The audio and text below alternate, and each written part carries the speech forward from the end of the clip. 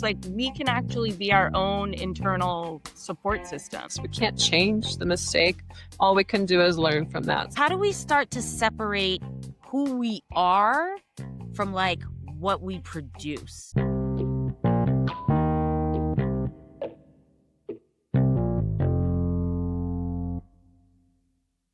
Well, welcome to Hair Smarter, where we get into what hair school didn't teach us. And I'm Sarah Jane. And I'm Sarah, and today we're talking about something every stylist wrestles with, whether we admit it or not: perfectionism, boundaries, and learning to show up as more than just the haircut we produce.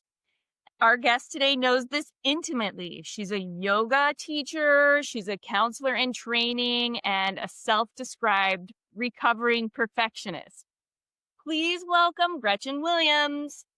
Woo! Super excited to be here.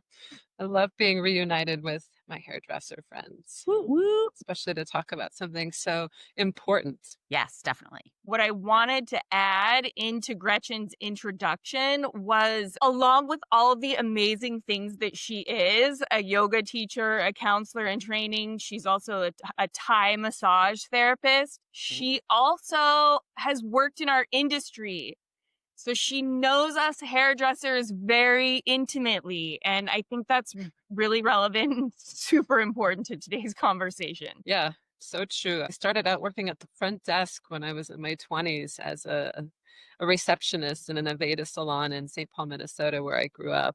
And I was obsessed with doing my hair and spending all of the money I made on hair and hair products. So it just made sense to be a receptionist. And I became friends with so many hairdressers and still am today with them. And when I moved to New York, my very first big job was as a general manager of Ion Studio, where I met Sarah Jane. And I was there for about 3 years before I faced some substantial burnout. Well, tell us a little bit about what your work is right now and what you're working on in your life.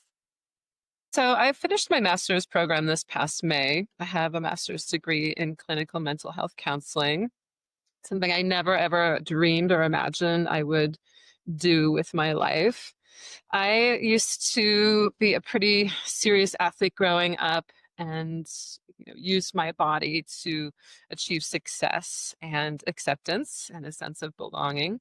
And when I was about 30, I tore my Achilles tendon playing kickball with my friends, of all things. And that really kind of destroyed my life as I knew it. I could no longer move like I used to. I was really into like a yo-yo dieting. I had a pretty negative relationship with my body. And so I discovered yoga around that time. It was the one thing that I could kind of do gently to move my body. And I discovered that I felt so good while and after doing it. It was initially a big way to relieve stress in my body.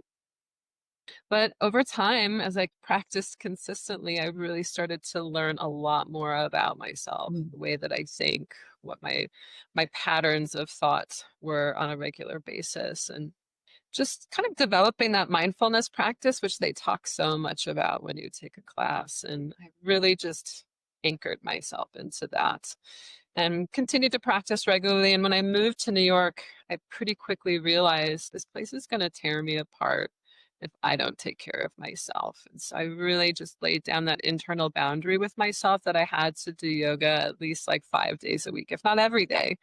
So I could release and just dump the stress and the tension and what I now know to be as high functioning anxiety that I carried around with me. And I also was a perfectionist. The way that I looked, the things that I did, accomplished, everything had to be perfect all the time. And that was exhausting. And yoga was like the one place where I could just lay it down and start to practice a little self-compassion, which I had never done before. No one taught me that practice. So I practiced for quite some time. And towards the end of my years in New York, I decided to become a teacher. I was really inspired by other teachers who were traveling and teaching. I knew that if I could become a massage therapist eventually, that I could do that anywhere. And I eventually moved to a small beach town on the Pacific coast of Mexico, and I started spending my winters there. And that was wonderful. It was a really nice time to kind of reset my nervous system and heal from all of the surviving that I had been doing out there in the world. I eventually picked up the overworking pretty quickly just to take care of myself. But I had learned some new tools, which really helped me start to grow a new way of living, which looking back, I just don't know where I would be without my yoga practice. It scares me a little bit. So when I left Mexico with my boyfriend who I had met there, we came to Telluride where he had lived for many years and had a little condo here. I needed something to do. You couldn't really make a living teaching yoga here, and I came during COVID. Mm. So I had to start thinking about what am I going to do with the rest of my life? I love teaching, I like giving massage, but I think when I moved here, I was about 45. I really was starting to feel the pain from all the repetitive stress. And in yoga, you could be teaching a class at 6:30 a.m. or 8 o'clock at night. So it wasn't really the best schedule for me either. So as I was thinking about it, I remembered I have a lot to offer outside of yoga. When you teach yoga, you hold space for people. Yeah. And when they're moving their bodies in a very safe and supportive environment, things tend to come up. And you have to meet people wherever they're at. If they're struggling or having an emotional response to something that's surfacing in their body, you want to be there for them. And that really shows up when you're teaching retreats as well, because you're spending sometimes a whole week with a group of people who's just cracking open at this opportunity to unpack as they relax and rest in a completely different environment. And I kind of wanted to feel more capable. I definitely knew how to meet people where they were at and hold space emotionally, but people were looking to me for advice and support, and Mhm. I just don't feel comfortable offering that when I'm not educated and I haven't done my research. So I was lucky enough when the pandemic hit. I was living in Mexico at the time. And like all of us, I had so much free time on my hands. And some of those demons and sources of anxiety and depression and grief were starting to surface for me. And luckily enough, there was a therapist working in our town who became highly recommended from many of my friends. So I got to see her while I was there for probably about 12 sessions. Mhm.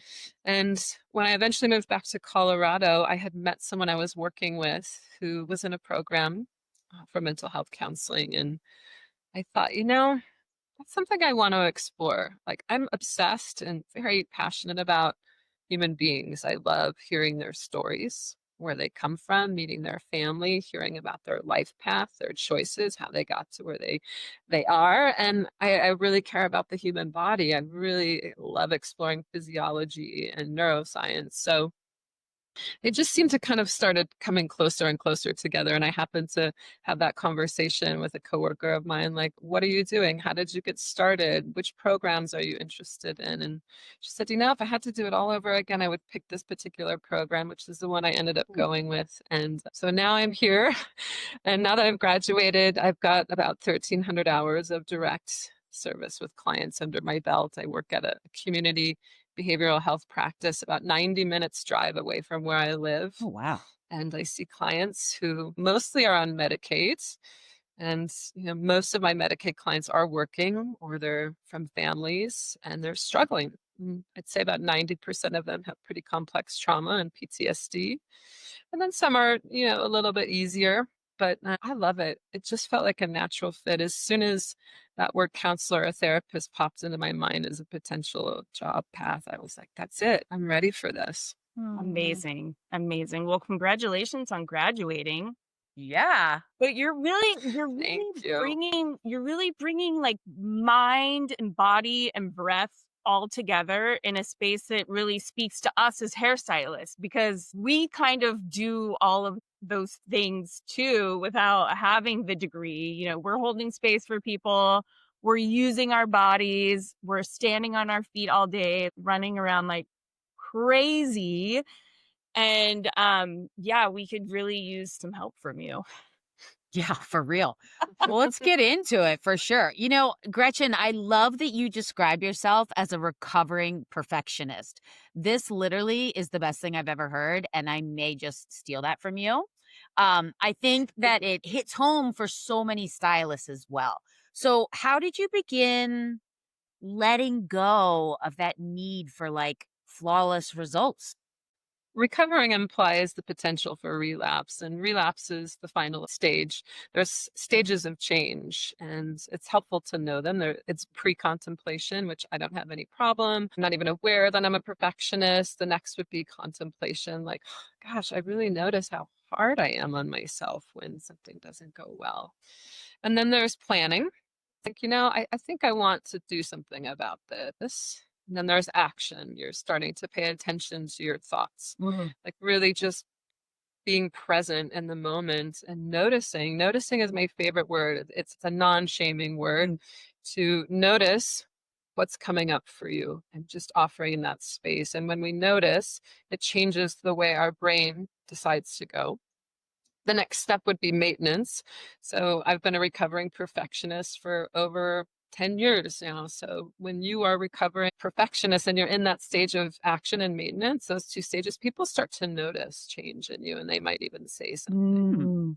So after we're in maintenance for a while, we might have a relapse, and that's okay. It's part of the stages of change, which is why I like that word recovering. It implies that it's not about perfection, right? It's about practice. And practice implies this idea of I always have something to learn. I'm always growing, right? So instead of perfectionism, I really like this idea of striving for excellence. And my supervisor instilled that idea in me because striving implies that we're always working towards something, we're practicing. I love that. And life is practice. Yeah. We're experimenting. I love that. So for me, I really think that mindfulness and paying attention is the key. It's just like being willing to notice. I like to use this metaphor of like a pinball machine. Before I had a mindfulness practice, a paying attention practice, I was just like a ball in a pinball machine, just getting knocked around, pushed around. Life had its way with me all the time, and it just leaves us feeling like crap and powerless. And that is the antithesis of how we want to feel in our daily life. We want to foster and cultivate like this sense of confidence and self-worth and ability to be resilient and overcome challenges ahead of us. So I really, really do as well, Sarah, love the idea of this word recovering perfectionist. Yeah. Ah, And what kind of toll do you think perfectionism has on creative work, like on our confidence and our relationships with clients, and especially on our bodies? Great question, Sarah Jane. Well, the passing of Miss Diane Keaton had me digging in for some history on her because I only knew her in the second stage of her career. But one thing she said that I really loved is that perfectionism kills creativity. Oh, so true. And that is something to always remember because perfection is unattainable. No one is ever perfect, ever. So it's like we're constantly moving the goalpost further and further away from us. So we can never quite actually achieve it. And that path is just littered with self-shame and self-criticism. So one of the things I tell all of my clients, all of my friends, my boyfriend when he might do it to me by accident is no one ever learns when they're being shamed. When we're shamed, we become defensive, we put walls up, we get small, we feel terrible about ourselves. Even if we might not believe it's 100% true, the energy and the tone of words that shame are undeniable. They don't make us feel good. They don't want us to open up, to be vulnerable. I think the word vulnerable is partnered with the word courage. It takes courage to be vulnerable. Yeah. yeah. It's scary. It's scary to open ourselves up a little bit. And if we're striving for excellence, we need to be open and we need to be flexible. We need to surround ourselves with passionate people who teach us. Therefore, we need to be open and willing to learn something new. So perfectionism kills all of that, right? It doesn't offer any room for error or mistakes, which is not just human, but error and mistakes and failure teach us. Yeah. Some of the greats in the world, like Serena Williams talks about, like, I would never be where I am today with all of the failures that I've experienced. And that is so true. So creativity, striving for excellence, not an option when we're interested in perfectionism. Perfectionism kills our relationships. We want to be able to connect with people emotionally. A lot of people are afraid of their emotions because they don't know how to control or manage or regulate them. And so they avoid them, they push them away.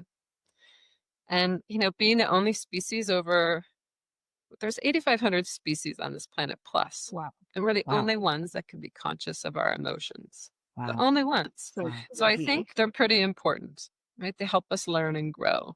So we want to be able to feel vulnerable and move into a place where we can connect with how we're feeling because it's telling us something. It's our body's way of saying, like, Mm. hey, something's up here, right? And I want you to pay attention.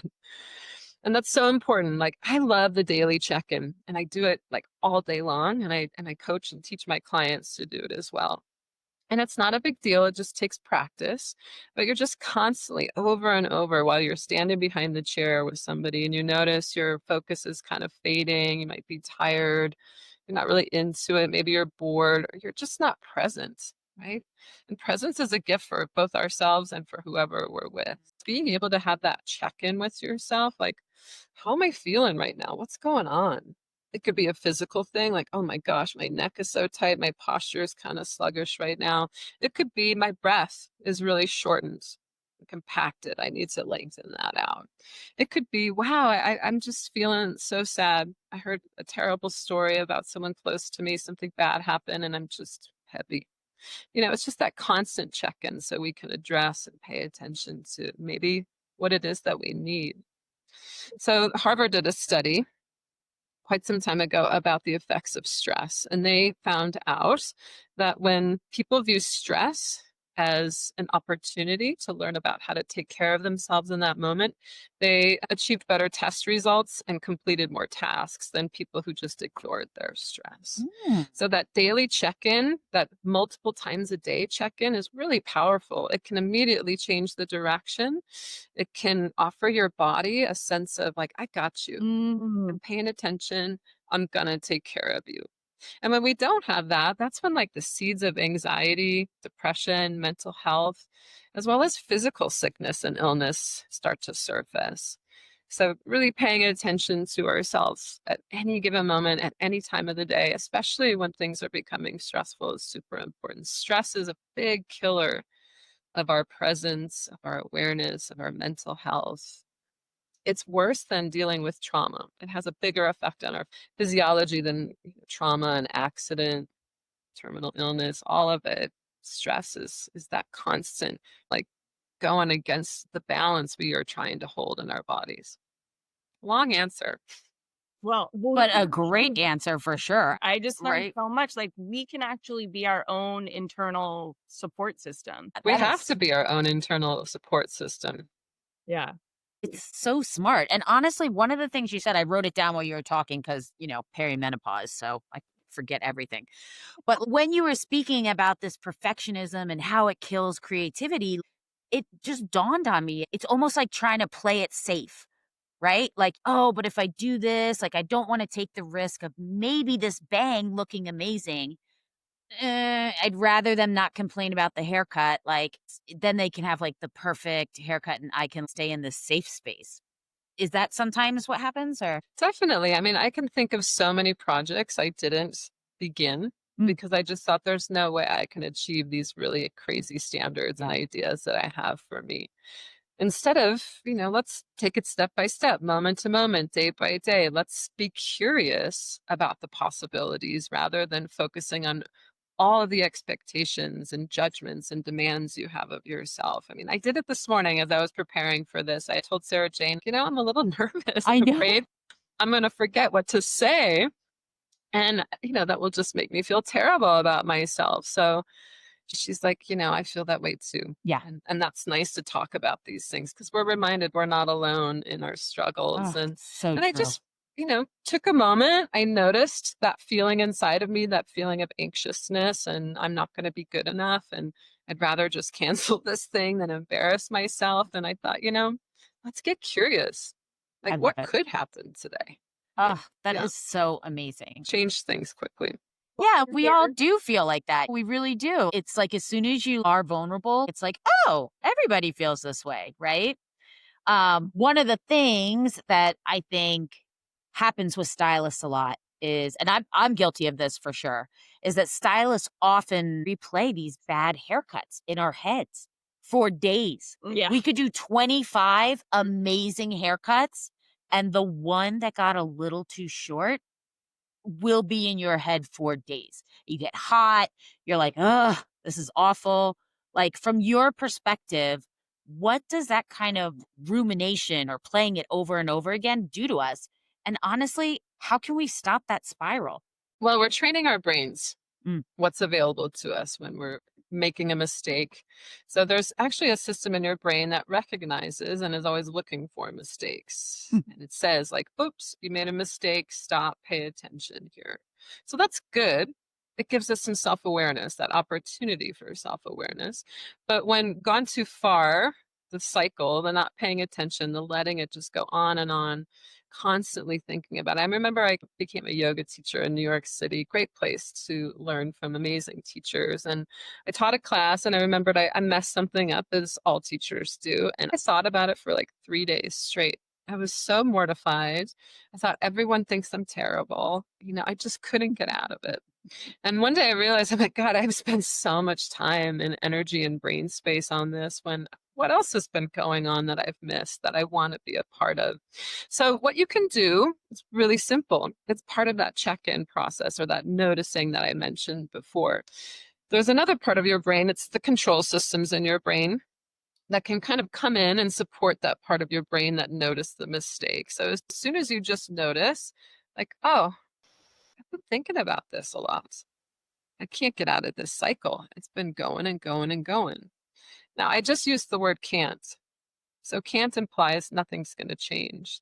So we want to notice the words we use with ourselves and we want to be gentle. Because as I mentioned earlier, like our words and our thoughts have a tone and an energy to them. And our body doesn't know the difference of who's telling it to us. It just receives that tone and energy, right? So instead of saying I can't, you could say, well, I'm going to work on stopping myself from overthinking. When I catch myself, I'm just going to notice and let it go and keep going. That in and of itself creates this new pathway in your brain, a new direction that your brain is aware that it can go, as opposed to just going back to that same thought, that same mistake over and over. So in summary, it just means notice, get curious, like, oh, my brain keeps going back to that thought. Isn't that interesting? I'm going to let it go now and move forward. Wow. When we get stuck in the past, our past mistakes, there's no way we can be present. We're just stuck in the past. We can't change the mistake. All we can do is learn from that. So that next phase of that cycle could be, what did I learn from this? And you can use your first name. You can talk to yourself in that moment. You can say, Sarah, you made a mistake. It happens. It's over. But how are you going to change this moving forward? And then your brain's off to a new task. Okay, Yeah. I'm going to figure this out. Yeah. Mm. Well, that kind of like leads me to the next question, because in our industry, our mistakes can be like super visual and in the moment. How can we as hairstylists own our mistakes honestly, with our clients? Because it can happen so fast. And then we get stuck in our head and we are with a client. We're like, oh shit, I messed up, or like, this isn't going in the direction that I want it to go in. How can we get ourselves out of that, like in the moment, as opposed to like completely shutting down? Because I know that that's happened to me before, where I get, and I totally stop. I'm not present. I'm not in the moment. And then I don't even feel like I can be honest with the client. I'm just trying to hurry up and get her out of there. And that's just a place that nobody should be in, and I don't ever want to be in. But what But are it your thoughts happens, on right? that? It It totally happens. happens. Yeah. Yeah, I've seen it happen too, Sarah. I've seen you have that moment, Sarah Jane, of like, and can see all the levels of frustration, all the things you might be thinking and going through. But the one thing that you have, Sarah Jane, is experience. You know what you're doing, Yeah. right? Maybe not everybody knows what they're doing. Maybe they're a new stylist, but all of us can just take a brief moment to pause when you can feel the sensations changing in your body. I really like to use my body as like the first line of defense. Like I can feel a change immediately when the emotions start to intensify. Oh, yeah. So we can just notice it and acknowledge it right away. Like, okay, I noticed my breath rate is like skyrocketing. My heart is beating fast. I can feel tension. Everything is tightening, right? Okay, there's my clue. I need to take a breath. So a regular inhale is fine, but a really long exhale will immediately address your nervous system and kind of stop that anxiety spiral. Stop the over worrying, the overthinking. It will take you out of that natural default response maybe that you're used to having. So let's do a breath together. It's really simple. Let's just take a nice inhale through your nose, fill up, and a long sigh from your mouth. Like Let's already. do it again. Inhale.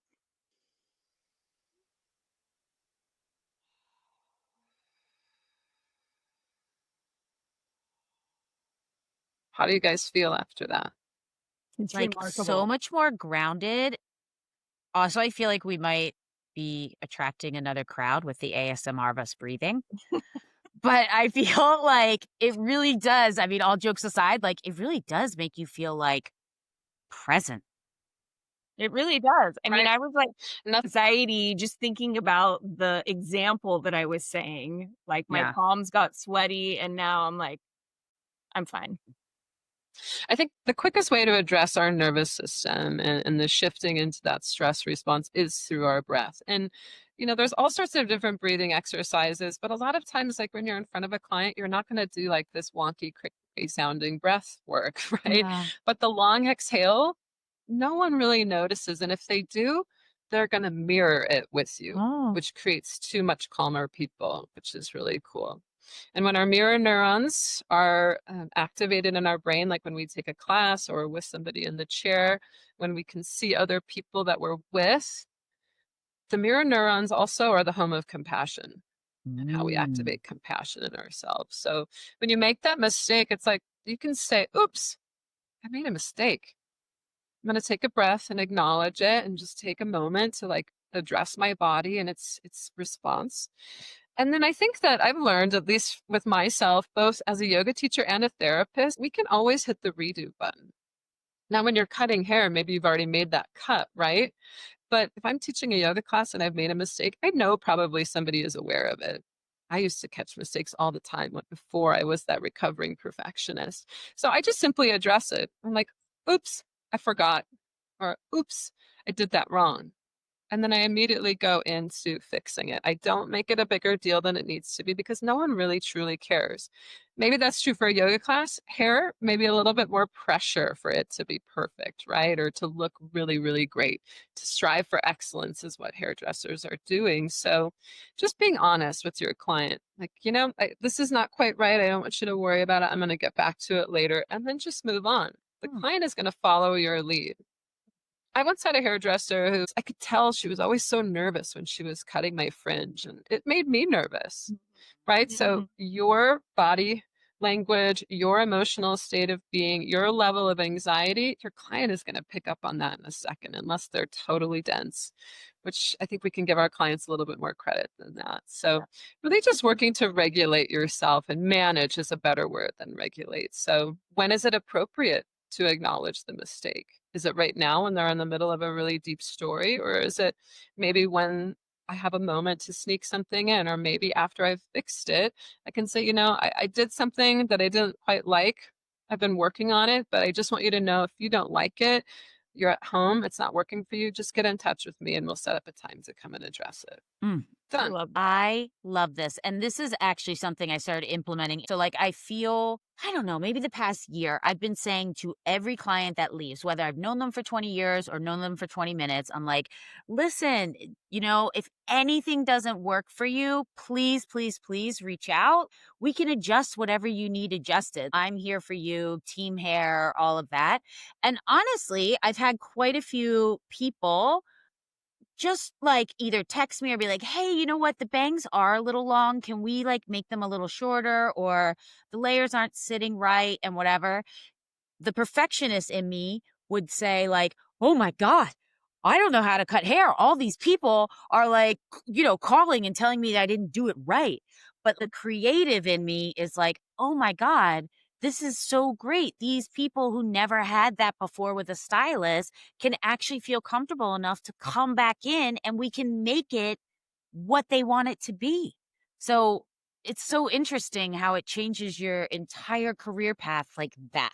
I think the language behind it too, like instead of calling them like redos, right? Yeah. It can be just like a technical adjustment that feels safer and it doesn't feel like I messed up or I did something wrong.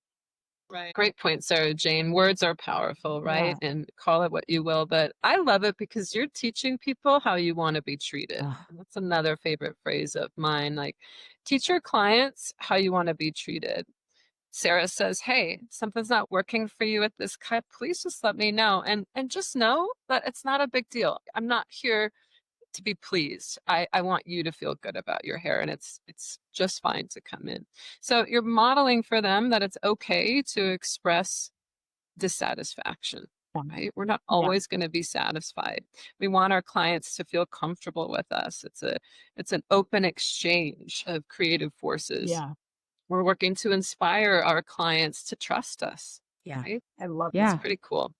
Yeah, and I think this kind of ties into it, but like a lot of us as hairstylists, we tie our self-worth to the outcome of like every haircut, which is kind of a little bit about what we've been talking about. But I don't know, how do we start to separate who we are from like what we produce? This seems to be a big one, especially the first, I'm going to say 10, 15 years of your career.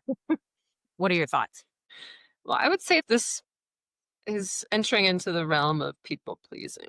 If Mm. someone's happy with us, then we've done our job well. If someone agrees or likes us, we must be likable. Mm. So, people pleasing is driven by this desire for acceptance, belonging, and that speaks to us trying to control other people's perceptions about us. So, we can't really control anything that somebody else is doing. We can only control ourselves. And when we're trying to people please, we're maybe not paying attention to the root of that. We're afraid of being rejected. We're afraid of not being liked. We're afraid of not being as excellent as we would like to be, right? So we're tying our own self worth to achievements.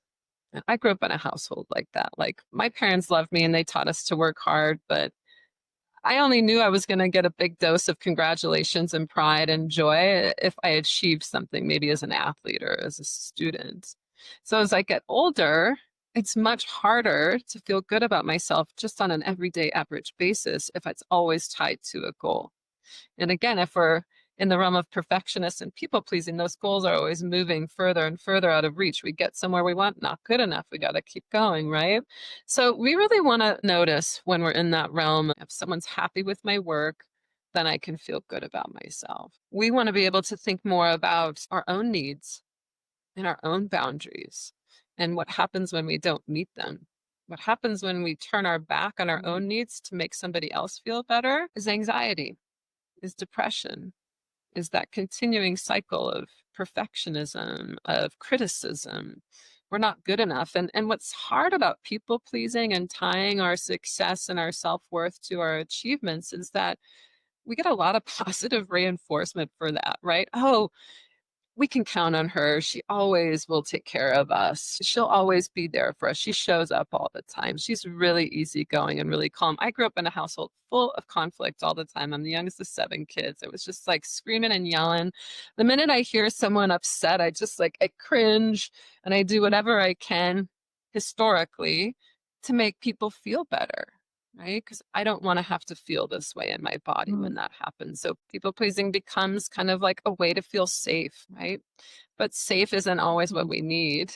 We want to be able to just truly be Mm. authentic with who we are. And that's what creative expression is all about. And creativity isn't just doing hair or being an artist. Creativity is making choices in your life that maybe don't fit the grain of somebody else's needs and wants, but they suit yours. So you find a way to live in your world in a way that makes you feel good about yourself, regardless of what you're achieving, regardless of what your client did or did not say to you. You want to feel connected to your sense of self worth. You want to have respect for who you are. Ugh, I love it. I love that so much. This is so interesting without getting super into the weeds of this, but we work in an industry where we are supposed to please people. It's crazy. So on our journey and like striving for excellence, how can we say to ourselves at the end of a service, this is the destination that I was hoping for, and feel secure and good in that without having to have that person be like, I love it, it's the best. With Yeah. all of the support and do you know what I'm saying? I'm having a really hard time articulating this feeling, but like, That's I okay. heard Totally. I heard a colorist friend of mine say at the end of a service where she kind of was like in the mirror, like, oh, yeah. And he said, I gave you 100% of myself today. And if you're not happy, I don't know how else I can give you more. And I thought to myself, like, holy crap, that is like the best thing that you could ever do for yourself. Like, he set a boundary also there. I was like, wow, if I could have learned that young in my career, I could have been so much better off. Do you guys know what I'm saying? Yeah.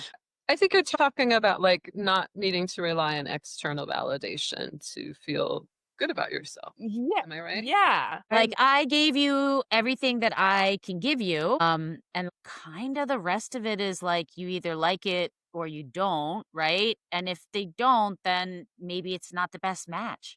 Right. Very well said. But also without being like, what can I do to fix it? Yeah.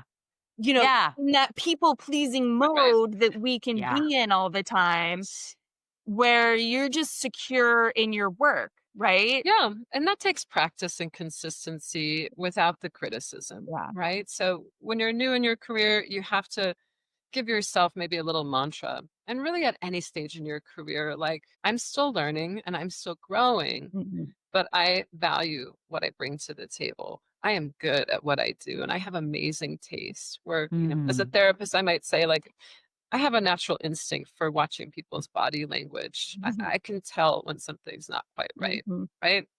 So it's that self-trust, and trust takes time to build with ourselves. And we have to do that even when we don't feel it sometimes, right? So it's like that idea of fake it till you make it.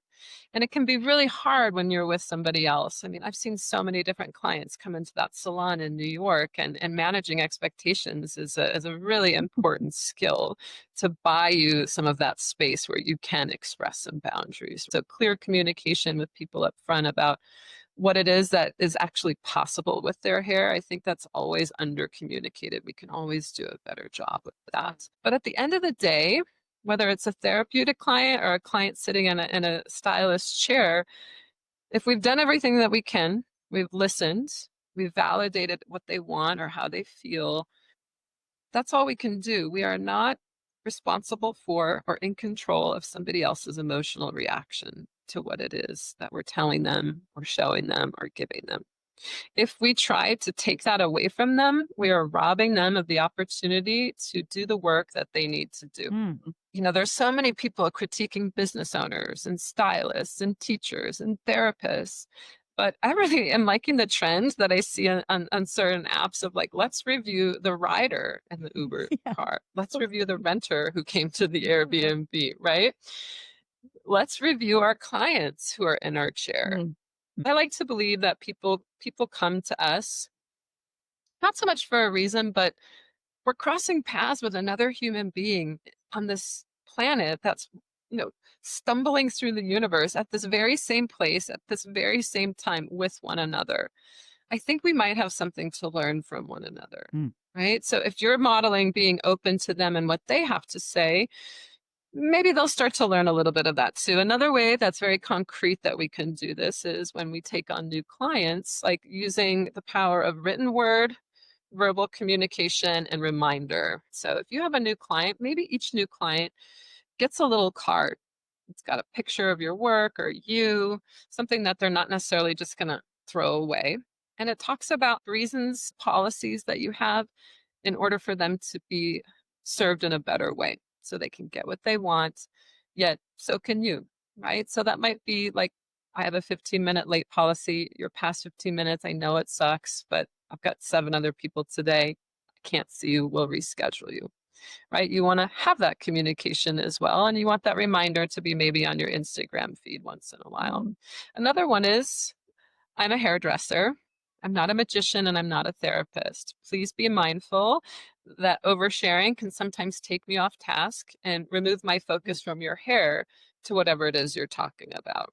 So that's really powerful. Very. And some people might not feel comfortable with that, and that's okay, but we practice trying to get comfortable with it, because the more we do something, the more comfortable it becomes. The more energy and attention and focus we put to something, the bigger it will grow. So I really like that. That's a super clear exchange with our clients, setting the expectation as a reminder, I'm not your therapist. I can't make magic happen with your hair. Another one I really like that we use in our offices with our therapy clients is, satisfied with our work, my work, I expect you to talk to me about it first. Ooh, No yeah. posting online, no jumping over my head. Like, having tough communications is part of a relationship. And again, we're teaching our clients how we want to be treated.